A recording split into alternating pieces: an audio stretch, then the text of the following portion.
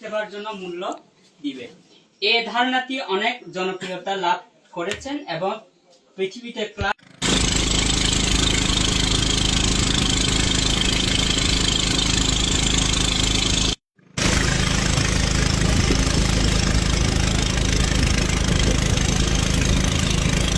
দৈনিক প্রতিদিন বাংলাদেশে পত্রিকায় প্রকাশিত হওয়ার পরে আমাদের সমস্যা এবং আমাদের দুর্ভোগের কথা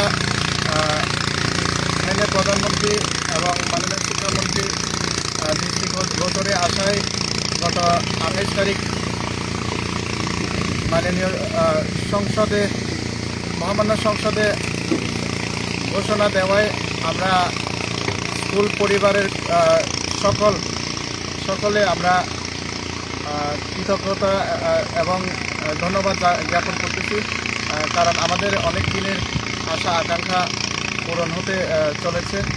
এবং এই পত্রিকায় যারা সংশ্লিষ্ট কর্তৃপক্ষ এবং জেলা প্রতিনিধি সুফলদা সকলকে আমাদের অন্তঃস্থল থেকে ধন্যবাদ জ্ঞাপন করি। ধন্যবাদ।